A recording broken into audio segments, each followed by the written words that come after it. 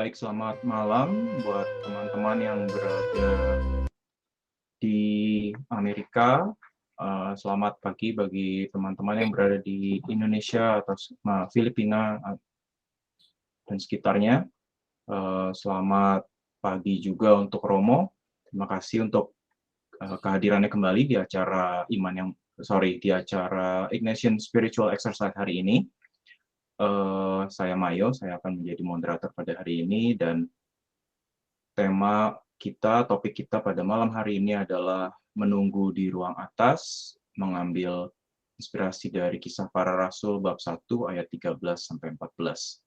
Setelah minggu lalu kita membahas mengenai kenaikan Yesus ke surga, kita akan melanjutkan perjalanan latihan rohani kita pada malam hari ini. Sebentar lagi kita akan mendengarkan lagu pembukaan, lalu Romo akan membuka dengan doa, membaca bacaan, lalu kita akan latihan doa dengan tubuh. Baik, silahkan Cian untuk diputar.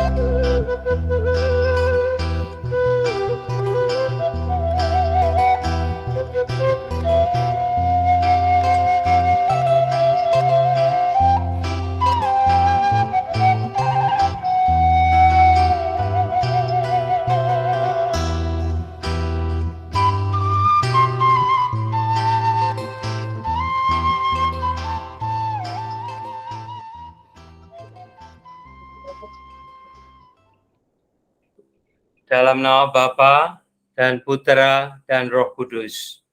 Amin. Ya Bapa yang Maha Kasih, hari ini kami berkumpul kembali. Kami pertama-tama ingin bersyukur karena kami boleh menghadap Engkau. Kami serahkan waktu 1 jam ini untuk latihan rohani kami. Semoga kekuatan ilahi-Mu boleh kami terima sedemikian rupa sehingga kami merasakan, mengalami, dan bertumbuh di dalam kesehatan jasmani rohani. Kami haturkan doa ini dalam nama Putra-Mu terkasih, Tuhan kami Yesus Kristus. Amin. Dalam nama Bapa, Putra, dan Roh Kudus. Amin. Saudari-saudara sekalian, bacaan Injil Lukas hari ini, Kisah Para Rasul, yang mau kita kontemplasikan, mengisahkan tentang para rasul yang berkumpul kembali sebagai komunitas di ruang atas menantikan kedatangan Roh Kudus. Di situ pula murid-murid perempuan Yesus juga hadir. Ya, nanti kita mengkontemplasikan kebersamaan kehadiran para murid bersama para murid. Nah, jangan lupa pula tentu saja Bunda Maria di situ. Ya. Maka marilah kita pertama-tama latihan doa dengan tubuh. Kan kalau hadir, kita hadir dengan tubuh kita. Ya, nanti kita akan mencoba menghadirkan diri bersama para rasul, di tengah para rasul, bersama murid-murid perempuan Yesus, bersama Bunda Maria. Tapi untuk latihan pertama, kita mencoba latihan berdoa dengan tubuh. Marilah kita hening sejenak, kita bisa mulai dengan menutup mata. Kita menyadari diri, duduk dengan santai, boleh mengatur diri sehingga lebih enak.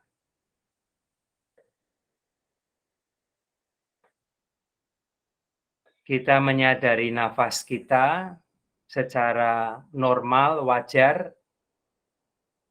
Mengembuskan nafas, menarik nafas. Menerima oksigen yang menyehatkan, mengembuskan nafas penyerahan diri, menghirup nafas untuk menerima kehadiran ilahi, mengembuskan nafas untuk menyerahkan, memasrahkan 1 jam ini agar kita makin terbuka pada rahmat Allah.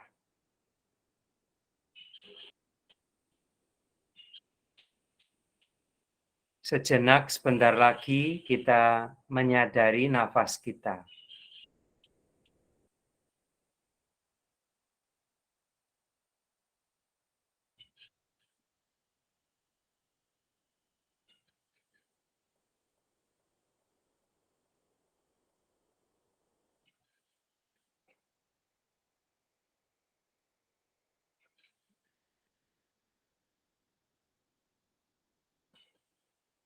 Marilah kita sekarang melatih tentang doa dengan tubuh. Saya mengajak kita pertama menyadari tangan kita, telapak tangan kita. Marilah kita meletakkannya, entah itu di atas paha, atau di mana saja, di atas meja, bisa juga. Kita menyadari mau membentuk telapak tangan untuk posisi berdoa. Apa saja posisinya? Bisa terbuka, bisa mengatupkan tangan. Kita latihan yang penting pelan-pelan membiarkan tangan kita membuat bentuk doa itu seperti kelopak-kelopak bunga yang membuka, menutup dengan sungguh pelan-pelan dengan irama alam dalam keheningan, langkah demi langkah, dan pelan-pelan sekali. Sebagai pengalaman kita, biasanya kita tidak bisa melihat bagaimana sekuntum bunga itu terbuka, bagaimana bunga itu menutup kembali.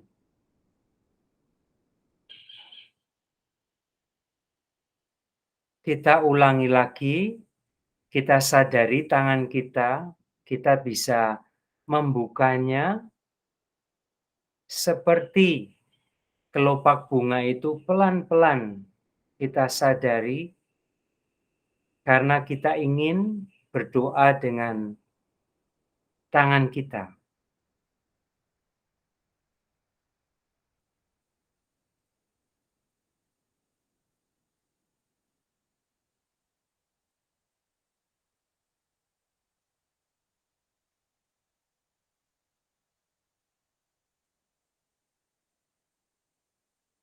Sadarilah masing-masing jari, semuanya untuk membentuk tangan yang berdoa. Kita sadari ibu jari kita,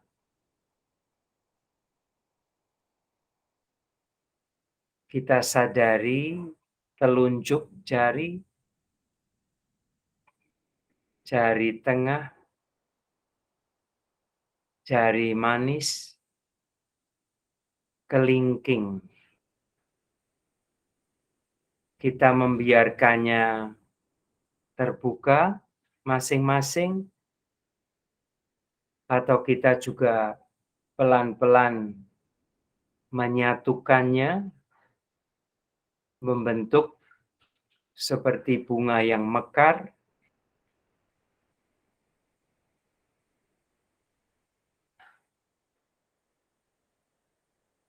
Cobalah merasakan luas ruangan dari telapak tangan yang kita buka itu, yang kita buka, yang terbuka.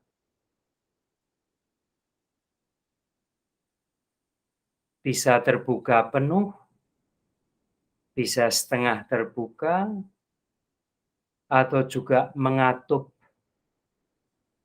seperti biasanya kalau kita berdoa di gereja. Kita biarkan apa adanya.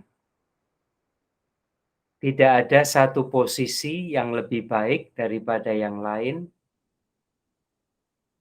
Kita biarkan posisi tangan berdoa kita sewajarnya seperti sekarang ini, di sore hari ini, yang mengalir dari hati kita yang sedang ingin melatih doa dengan tubuh.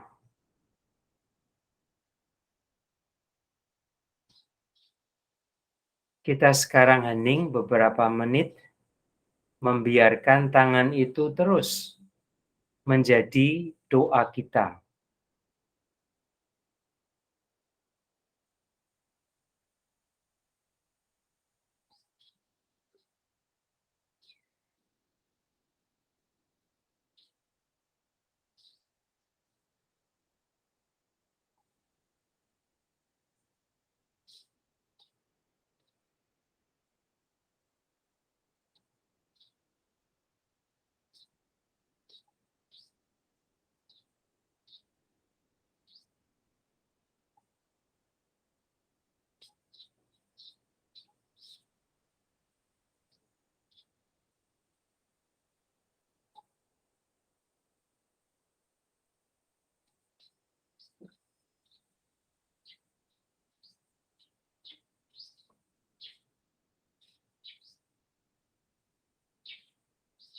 Marilah kita sekarang latihan yang terakhir untuk bagian pertama ini. Marilah kita menyadari dari bentuk tangan kita ini, kita berdoa apa? Kita memanjatkan doa apa? Mungkin yang telapak tangannya terbuka, memanjatkan doa penyerahan, atau juga bisa doa permohonan yang tulus. Permohonan dari hati hidup kita hanya bisa bersandar pada Tuhan.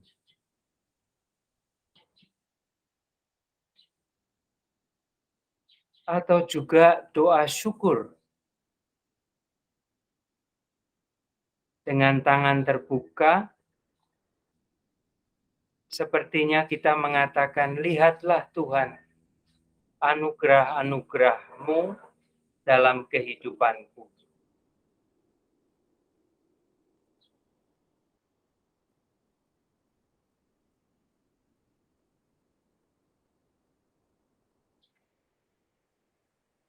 Aku bersyukur.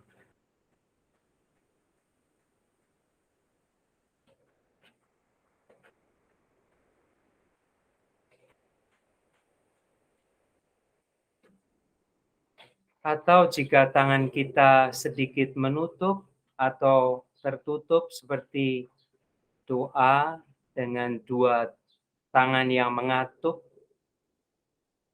kiranya doa kita apa? Mungkin doa mengarahkan diri kepada Tuhan, seperti bentuk tangan kita yang menunjuk kepada Tuhan.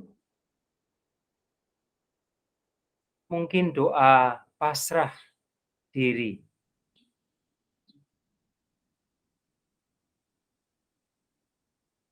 Mungkin doa kekuatan, kesatuan hati. Mungkin doa membiarkan diri disatukan dengan Allah.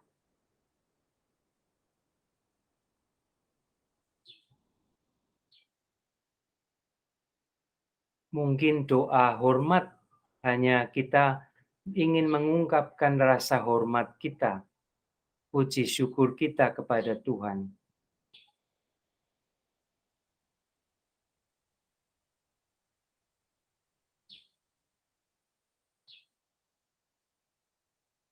Akhirnya, apapun bentuk tangan kita saat ini, doa penting apa yang diungkapkan, yang kita ungkapkan, yang diungkapkan melalui bentuk tangan kita saat ini.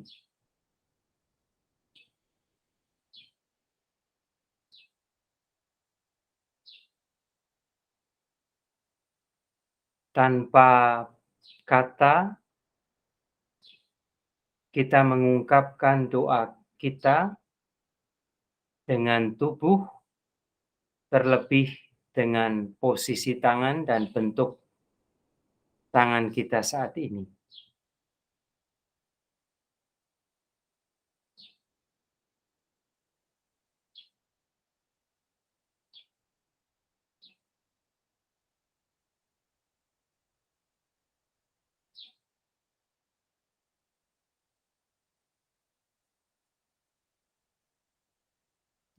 Pelan-pelan kita akan menutup latihan yang pertama ini. Mungkin semenit lagi, silakan kalau ingin masih mengungkapkan doa tertentu melalui tubuh kita, tangan kita, kepada Allah.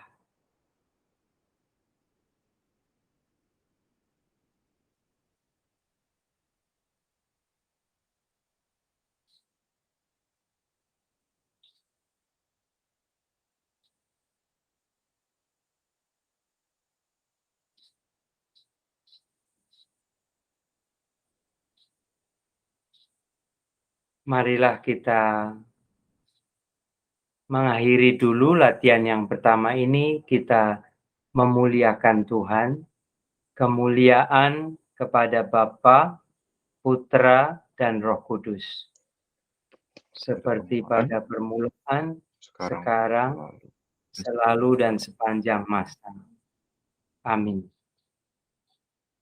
Dalam nama Bapa, Putra, dan Roh Kudus. Amin.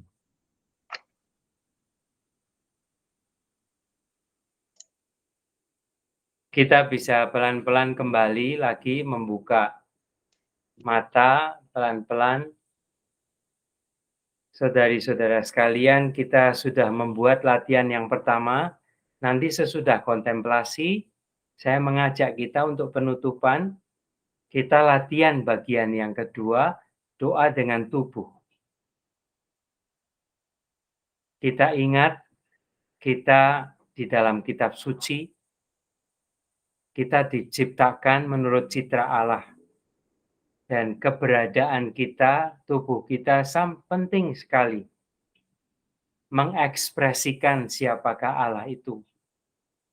Maka pokok iman Kristiani, yaitu kebangkitan Yesus, menjadi suara yang sangat keras sekali mengatakan bahwa Tuhan mencintai kita apa adanya dengan kita yang punya tubuh ini. Ya, makanya kita pasrahkan di dalam doa, kita kembalikan kepada Tuhan supaya Tuhan sumber kehidupan yang memberi kehidupan, sumber nafas kita yang memulai kehidupan kita dengan memberi nafas, itu bahasa kitab suci, kembali katakanlah menata kembali tubuh kita ini sedemikian rupa sehingga lebih harmonis, ya kan? Bahasa kita sehat jasmani rohani.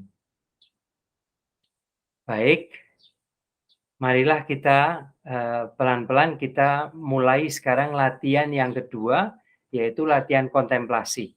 Ya, kita akan mendengar bacaan hari ini, lalu kita nanti mencoba mengkontemplasikannya.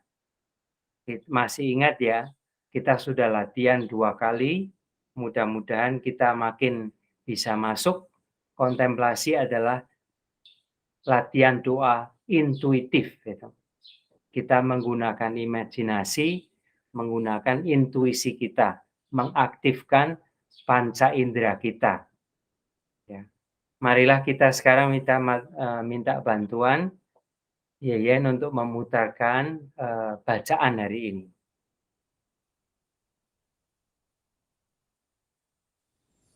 Para rasul menantikan kedatangan Roh Kudus. Pembacaan dari Kisah Para Rasul bab 1 ayat 12 sampai 14.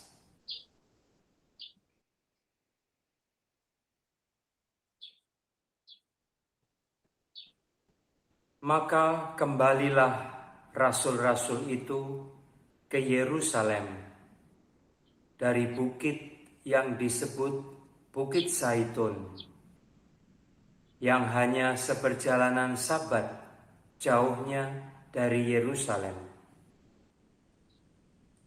Setelah mereka tiba di kota, naiklah mereka ke ruang atas, tempat mereka menumpang.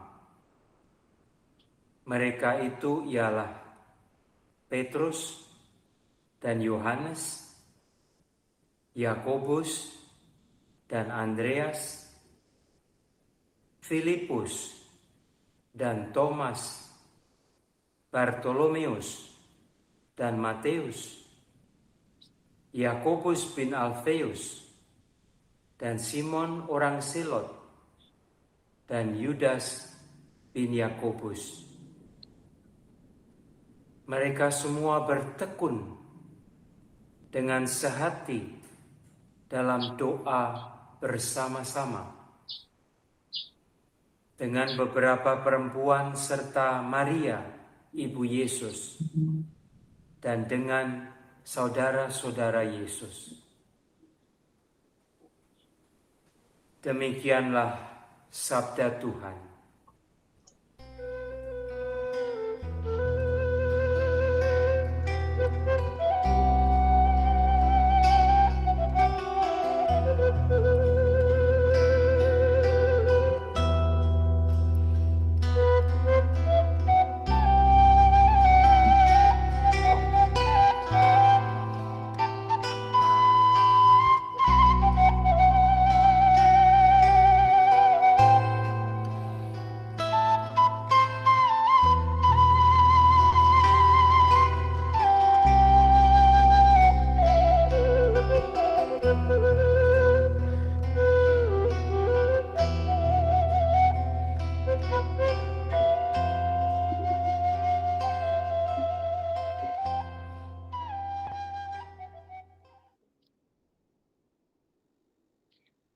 Saudari-saudara sekalian, marilah kita mulai latihan kontemplasi sesudah kita mendengarkan bacaan dari Kisah Para Rasul tadi. Kita kembali bisa mengheningkan diri, bisa menutup mata juga, kalau itu lebih membantu untuk imajinasi, untuk kontemplasi, untuk doa intuisi kita.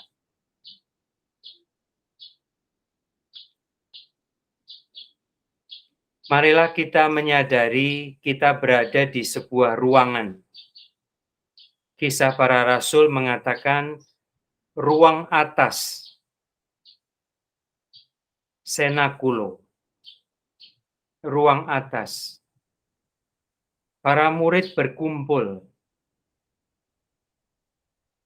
Marilah kita menyadari, melihat sekeliling ruang itu, apakah ruangan yang besar atau agak sempit. Di dalam bayangan kita, apakah kita bisa melihat warna utama cahaya pencahayaan di ruang itu? Apakah lebih terang atau lebih redup?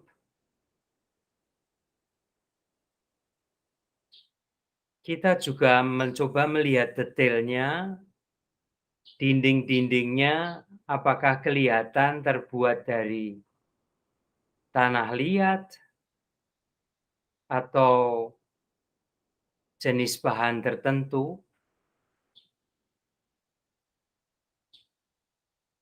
Apakah monoton satu warna atau ada sedikit dekorasi?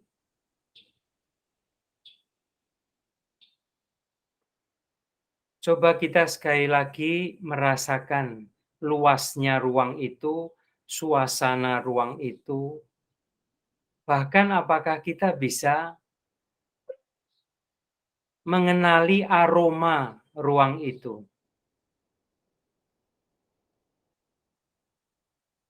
Apakah ada bau tertentu?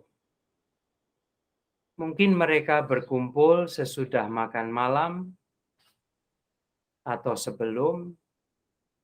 Mungkin di lantai 1 ada yang baru menyiapkan makanan, maka ada aroma tertentu.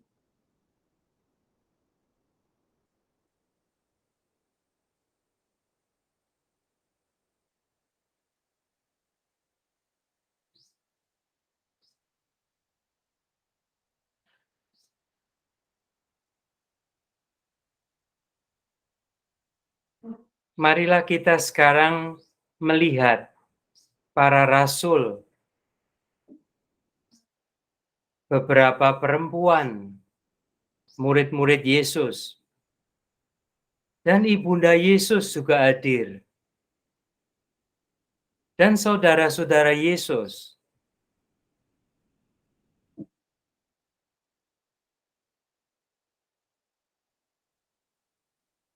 Coba kita kenali lebih dekat mereka yang hadir.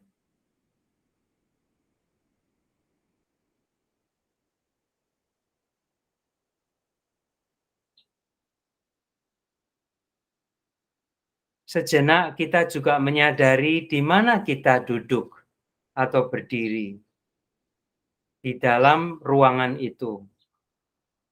Coba kita mengenali posisi kita.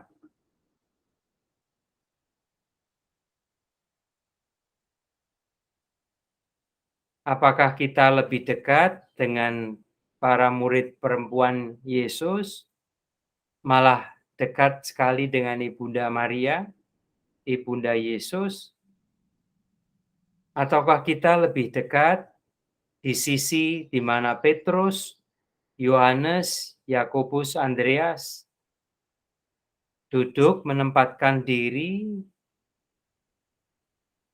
juga ada Matius, Yakobus, Simon, Yudas, anak Yakobus. Kita menyadari bagaimana mereka menempatkan diri, bagaimana mereka duduk, apakah semua sudah duduk dengan tenang, karena kitab suci mengatakan mereka berkumpul untuk berdoa.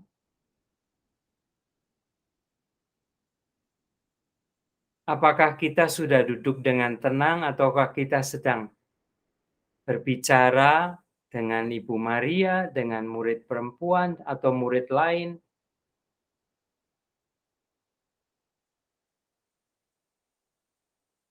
Dengan apa adanya kita memasuki misteri suci ini.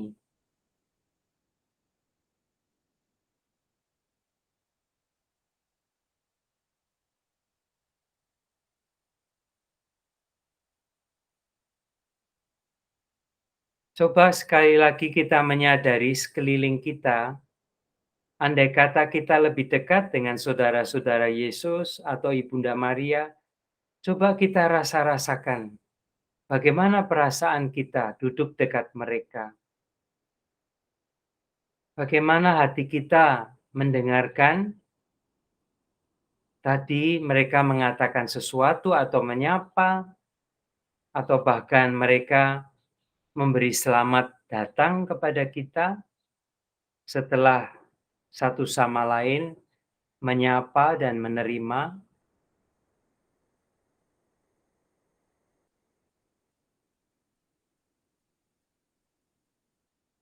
Apakah Bunda Maria, Ibu Yesus, memandang kita juga?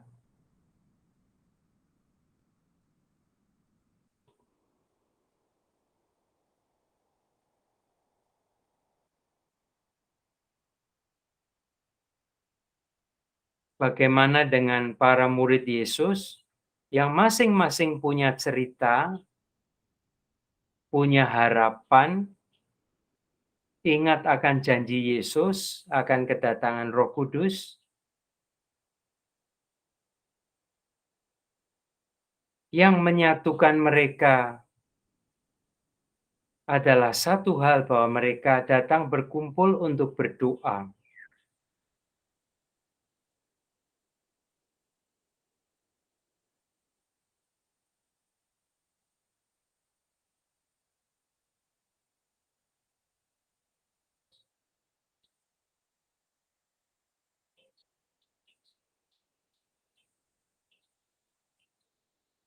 Kita pelan-pelan akan mengakhiri kontemplasi, latihan kontemplasi kita. Sekali lagi kita bisa mengulang, menyadari di mana kita hadir, duduk, dekat siapa, bagaimana perasaan-perasaan kita, hati kita, percakapan kita.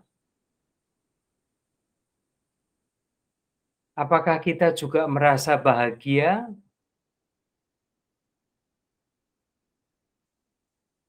Merasa bersama berharap akan kedatangan Roh Kudus? Apakah kita merasa bersatu hati bersama para murid Yesus? Bersatu hati karena janji Kristus akan pencurahan Roh Kudus?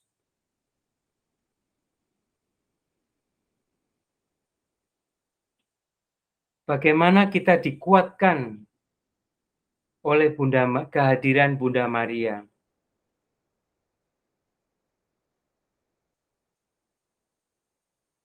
Mungkin Bunda Maria tidak banyak bicara, tetapi dengan gerak-geriknya, dengan keibuannya, sungguh menjadi kekuatan para murid.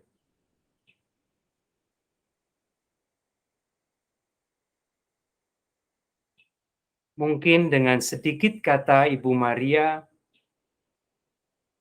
para murid menjadi sungguh lebih merasa bersatu dengan Yesus yang sudah dibangkitkan oleh Allah, sudah naik ke surga, dan mereka sekarang hidup dalam transisi akan menjadi murid-murid Yesus yang dipanggil untuk mewartakan kabar gembira Yesus.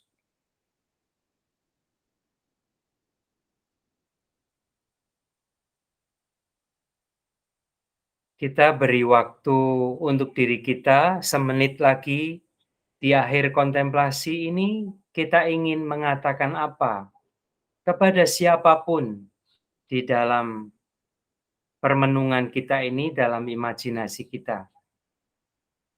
Untuk semenit terakhir kita bisa ingin mengatakan kepada para murid Yesus, kepada saudara Yesus, kepada Bunda Maria,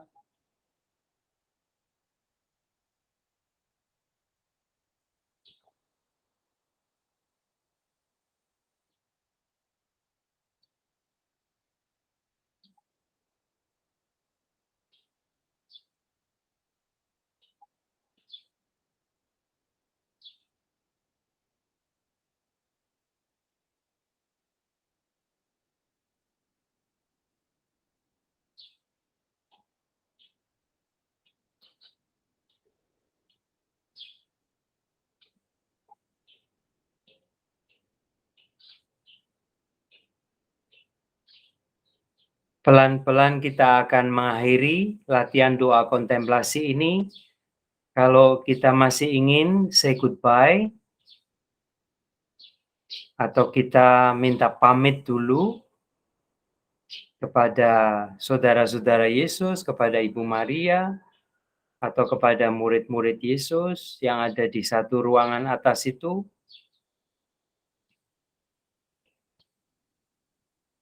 kita tidak meninggalkan berpisah dengan mereka karena kita bersatu terus di dalam janji Kristus dan masih bersama-sama menantikan pemenuhan janji Kristus, pencurahan Roh Kudus yang menjadi alasan para murid, saudara-saudara Yesus, para murid perempuan Yesus dipersatukan oleh Bunda Maria, menantikan bersama kedatangan Roh Kudus.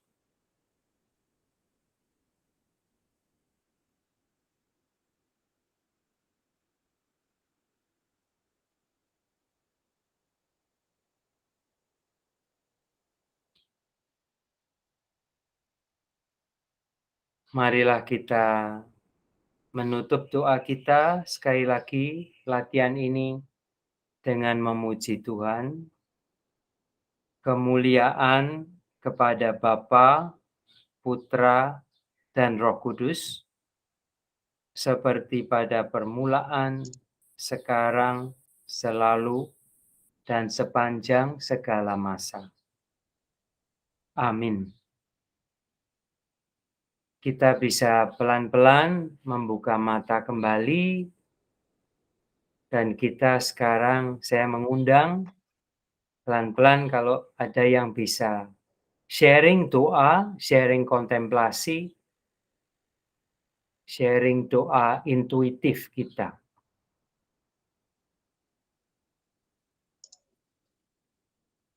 Baik, terima kasih Romo untuk bimbingannya selama kontemplasi tadi. Terima kasih sudah dibimbing. Sebelum kita sharing, sebelum kita masuk ke sesi sharing, mungkin saya ada beberapa pengumuman. Silakan ditampilkan, Cien.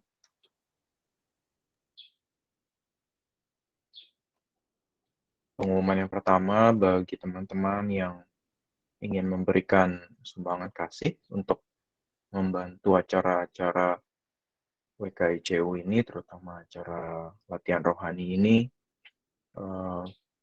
bisa mengirimkannya melalui cek ke Marcella Raharjo di alamat yang tertera, atau melalui Zelle yang dialamatkan kepada bendahara@wkicu.org dengan catatan ISE. Yang berikutnya,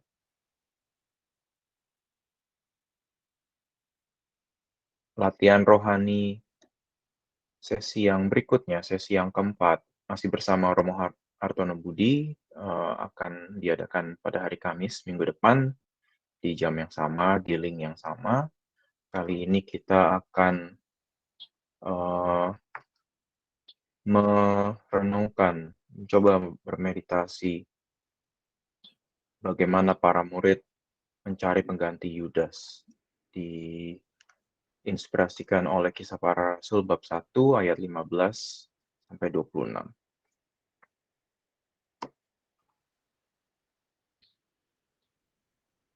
Terima kasih, itu saja pengumumannya.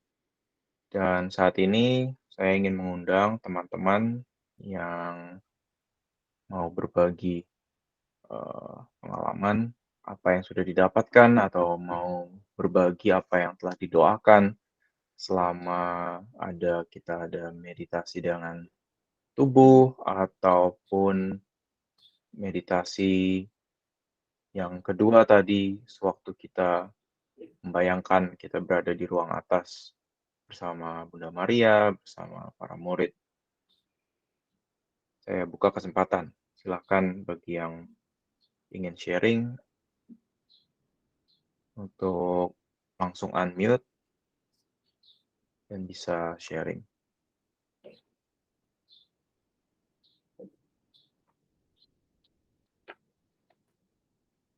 Mungkin sambil menunggu, kalau saya sendiri sih, karena mungkin udah sering ngeliat gambar atau referensi dari mana, tapi yang saya bayangkan adalah rumah-rumah zaman dulu, mungkin dari tanah liat, lampunya yang rada remang-remang, mungkin mereka banyak takut-takut juga gitu, makanya lampunya rada redup gitu, biar nggak terlalu kelihatan.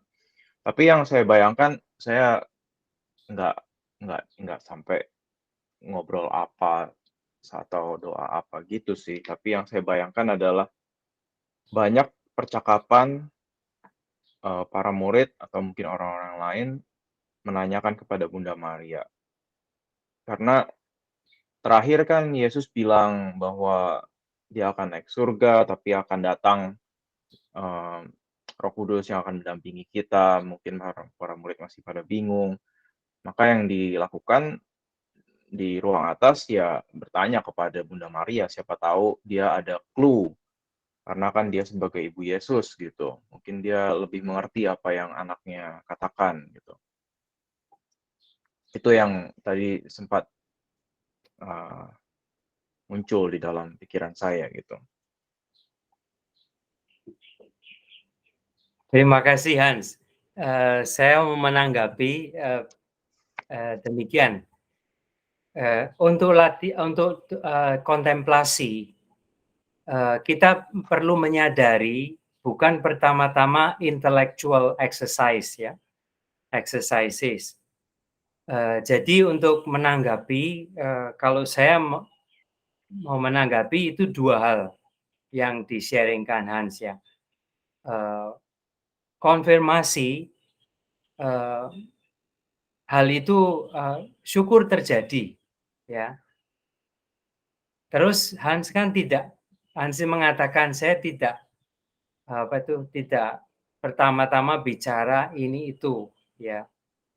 Nah, itu juga bagus dikenali bahwa tidak selalu kita itu bicara apalagi membawa hal-hal atau soal-soal. Ya, itu yang kedua, poin yang kedua. Nah, konfirmasi yang berikutnya yang lebih penting untuk kontemplasi, doa intuisi adalah kedekatan dengan Ibu Maria itu. Kalau Santo Ignatius menyebutnya familiaritas. Nah, Santo Ignatius menggunakan lebih lengkap istilahnya familiaritas dengan Allah. Ya. Tetapi di dalam kontemplasi ini kan pertama-tama dengan para murid-murid perempuan itu dengan Bunda Maria. Itu pengalaman seperti yang Hans sharingkan tadi sudah kentara atau ada kecenderungan menuju kepada Bunda Maria. Nah, kedekatan dengan Bunda Maria itu bisa menjadi sumber katakanlah kekayaan hidup rohani. Ya, itu mengatasi segala macam pembicaraan, itu bahkan dikatakan yang percakapan, diskusi, membawa tema-tema pertanyaan itu secondary. Ya, tetapi yang lebih penting, yang penting di dalam kontemplasi adalah itu menjadi lebih bersatu dengan peristiwa suci, terutama dengan seperti hari ini dengan tokoh-tokoh suci, lalu nanti ujung-ujungnya lebih dekat dengan Allah sendiri. Itu kalau komentar saya. Ya, bagaimana pengalaman teman-teman yang lain? Saya tidak menutup sharing untuk kalau bicara sesuatu ya bisa jadi itu juga terjadi toh. Itu menunjukkan di mana kita sekarang. Ya, bagaimana teman-teman yang lain? Apakah ada mungkin? Cian? Mau pengalaman saya waktu, naik ke tingkat ke lantai atas itu saya pokoknya, ngebayangin, ruangannya itu dalam keadaan yang kayu, Mo. Jadi semua tuh kayak, kayu-kayu gitu, terus, ya gelap, maksudnya nggak terang gitu kan. Terus, kita merasakan, waktu datang ke situ, ke atas itu, kalau saya sih menempatkan dirinya, nggak di siapa-siapa, cuma ikut ngumpul aja gitu, mau terus duduknya juga dalam keadaan kayak bersila gitu, terus, melingkar. Jadi, semua pada ngumpul begitu, terus kayak mulai mulai doa. Tapi tiba-tiba pada saat lagi saya mikir gitu, Mo, saya kadang ada merasa marah, Mo. Marah kenapa kok Yesus pergi, terus ada rasa takut juga, jadi ada marah, ada takut, terus udah gitu ada mulai tenang.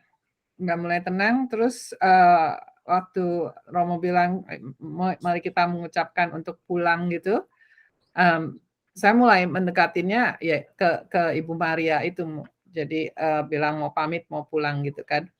Mmm, Sampai segitu aja sih, Mo. Jadi pandangan saya pokoknya waktu itu ruangannya gelap, dalam keadaannya bersila, terus duduk, tapi terus waktu lagi mulai berdoa lagi, itu muncul perasaan marah, terus ada rasa takut, dan terus, ya udah, terus kita pamit, saya pamit pulang tuh bilang ke Ibu Maria kalau mau pulang. Gitu aja, Mo, pengalaman saya, Mo. Ya. Terima kasih. Nah, itu ada tambahan penting untuk latihan kita, untuk kemajuan latihan kita bersama, itu ada perasaan-perasaan. Tadi memang saya menyebutkan kan dengan panca indera ya. Nah, panca indera kan termasuk perasaan-perasaan itu. Nah, ini kebetulan kemarin hari Kamis, hari Rebu, kan setiap hari Rebu kan Paus ada general audience ya. Lalu pada waktu itu dibaca petikan dari kitab Ayub. Nah, Bapak Paus Fransiskus menggarisbawahi itu kata-kata kemarahan Nabi Ayub itu punya tempat di dalam doa. Dan dia sepertinya mau menyambung rasa dengan itu pengalaman-pengalaman yang berat. Keluarga yang punya anak-anak cacat ya toh, atau yang sedang sakit ya. Kadang-kadang itu ada perasaan-perasaan tertentu. Tetapi dikatakan itu semua dibuka di hadapan Tuhan. Maka disebut doa kan. Jadi tidak sekedar seperti ungkap perasaan atau complaining gitu. Tetapi di dalam doa itu apa adanya. Termasuk itu kalau muncul perasaan-perasaan. Nah, itu akan sangat bisa membantu berdoa apa adanya. Diriku sepenuhnya sebagai my whole being diriku sepenuhnya berdoa. Tidak hanya yang saya pikirkan, tidak hanya yang saya persiapkan, tetapi begitu. Nah, doa juga dilihat sebagai perjalanan yang panjang kan. Doa tidak hanya saat ini saja, tetapi sepenuh hidup kita, katakanlah dalam kerangka makhluk orang ya atau pribadi yang berdoa itu. Maka saya itu another that I like to confirm ya. Saya ingin mengkonfirmasi lagi kontemplasi hidup ya dengan itu, termasuk dengan perasaan itu. Dan perasaan ganti-ganti tadi, mulai dengan marah atau apa, kecewa, takut itu. Tapi kemudian ada damai. Syukur dikenali. Terima kasih ya, Yan. Ya, makasih. Terima kasih, Jian. Kita Kita buka sekitar lagi. 5 menit lagi ya, kita omong-omong, lalu 5 menit terakhir, coba kita menutup dengan latihan pendek, tetapi ini maksudnya kita juga latihan, tetapi juga memberi inspirasi untuk doa kita sehari-hari ya. Bisa dibuat lagi dan lagi. Oke, 5 menit lagi. Masih ada kesempatan untuk yang mau sharing pengalaman. Mungkin ada yang mau sharing bagaimana tadi selama latihan meditasi dengan tubuh, berdoa dengan 4 tubuh itu. Yang pertama, latihan kita yang pertama. Yoshiko, silakan. Halo Romo. Ya, Iya, mau sharing. Tadi Mayo bilang bagaimana latihan doa dengan tubuh. Jadi tadi itu pas aku doa itu yang Romo doa itu, aku tuh lagi mempersiapkan meeting besok Romo. Jadi, paperworks-nya ini ada di depan aku gitu. Jadi tadi tuh, sebenarnya nggak fokus sebenarnya karena aku nervous gitu ya untuk meeting besok gitu. Karena, mmm, goal projeknya ini, $1.5 million Romo. Jadi, ya, I mean, aku jadi kayak, lagi bingung nyiapinnya gitu, lagi mempersiapkan. Jadi, ya intinya nggak fokus gitu Romo pertamanya. Terus setelah Romo ngomong gitu, akhirnya aku mulai, mengatupkan tangan aku gitu kan. Ya tadi Romo bilang kalau tangan terbuka itu artinya apa, tapi tadi aku nggak terbuka tangannya, aku langsung, mengatupkan tangan gitu, kayak ya ya meminta bantuan Tuhan lah, maksudnya aku udah try my best, ya aku semuanya serahkan kepada Tuhan dan tadi aku minta Tuhan bersatu dengan aku untuk ya pokoknya apa yang aku bilang itu hanya dari Roh Kudus dan dari Engkau, bukan dari aku gitu Romo. Ya dan tadi dengan bantuan tangan, eee, entah kenapa aku langsung gerak refleks, memberkati semua paperwork aku yang ada di depan aku Romo. Jadi ya semoga aja kalau Tuhan berkehendak, ya pasti akan, ini ya Romo akan goal, tapi maksudnya akan terjadi gitu loh Romo. Aku tidak mau memaksakan, jadi kalau memang Tuhan berkehendak, aku bakalan sangat amat bersyukur gitu dan berterima kasih pada Tuhan. Ya itu aja sih Romo sharing-nya dan mohon doanya ya Romo, semoga bisa ya, dapat, projeknya besok teman-teman ya, semuanya. itu a lot of money itu. Iya nanti Ah, nggak makan-makan. Well, aku ah, nggak dapat 1.5 million Romo, ini projeknya. ya proyeknya toh, proyek besar ya. Iya, cuman ya Ya, ya itu memang doa permohonan itu salah satunya. iya Tetapi tadi menarik ya, saya mendengar Yoshiko itu juga bisa membantu kita. Kita kadang-kadang bisa nervous begitu.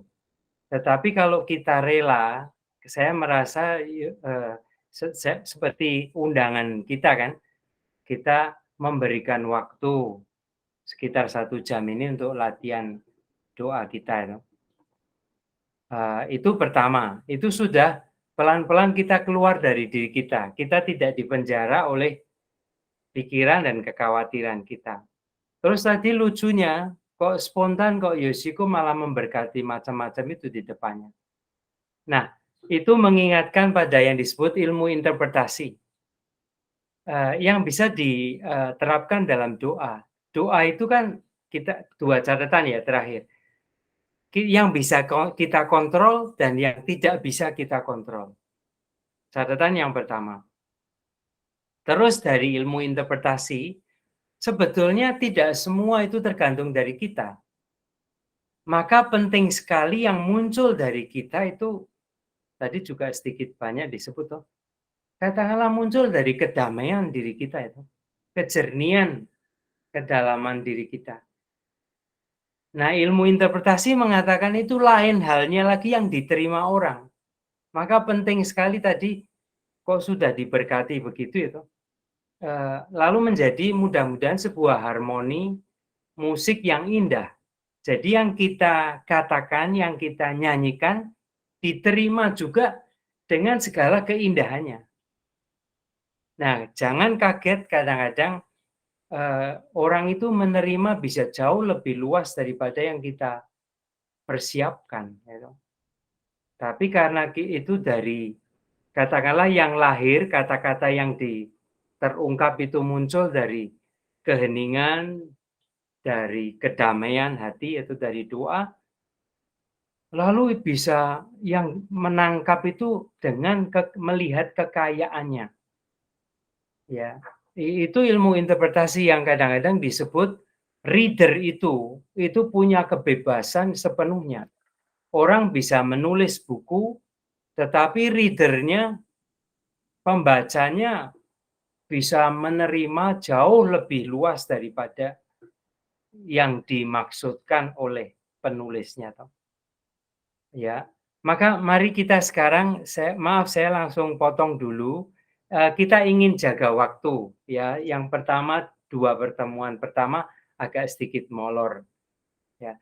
Maka Yoshiko mudah-mudahan itu mendukung. Kita mendoakan, tadi Cikun juga di depan juga menyebut doa permohonan, kita mendoakan itu, dan semua dari kita punya kerinduan tertentu, kita haturkan pada Tuhan. Nah, coba kita latihan 2 menit sekarang karena waktu kita mepet ya. Ya, silakan Romo. Coba. Oke. Nah, kita sebentar kembali lagi latihan berdoa dengan tubuh. Kita hening sejenak. Kita sadari nafas kita. Coba kita sekarang mau berdoa dengan wajah kita. Seperti latihan pertama dengan tangan kita, coba di dalam 1 menit, bagaimana sekarang kita menata wajah kita sebagai doa kita.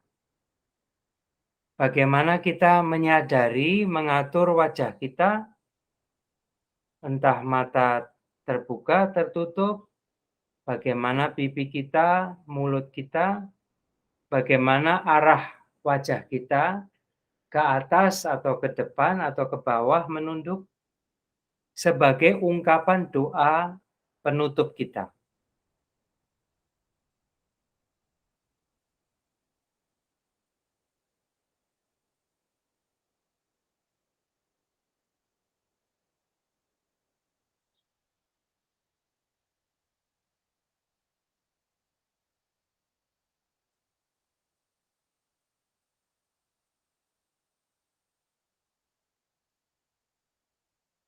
Sembari kita menyadari, mungkin kita bisa minta bantuan Yeyen untuk memutarkan lagu penutupnya.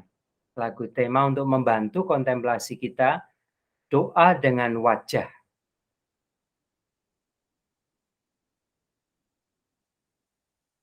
Kita bisa rileks, seperti tersenyum, kita pasrah kepada Tuhan.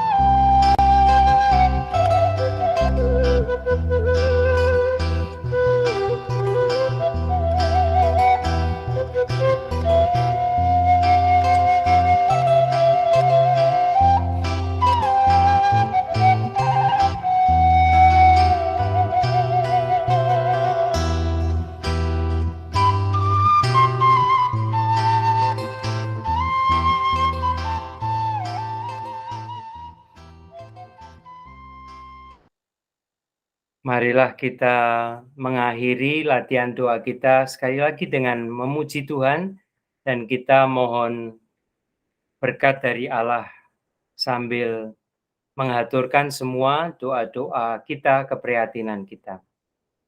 Kemuliaan kepada Bapa dan Putra dan Roh Kudus, seperti pada permulaan, sekarang. Semoga kita sekalian dan semua yang kita doakan hari ini diberkati, dilindungi, dan dibimbing oleh Allah yang Maha Kuasa, Bapa, Putra, dan Roh Kudus. Amin. Amin. Saya kembalikan kepada Hans. Baik, Romo, terima kasih sekali untuk waktunya dan terima kasih sudah membimbing latihan rohani pada malam hari ini. Kita akan bertemu lagi minggu depan di jam yang sama, link yang sama, hari yang sama dengan topik yang berbeda. Terima kasih semuanya. Selamat malam. Selamat pagi. Ini Makasih Romo. makasih Romo. Terima kasih, Maya. Happy birthday Romo. Oh ya.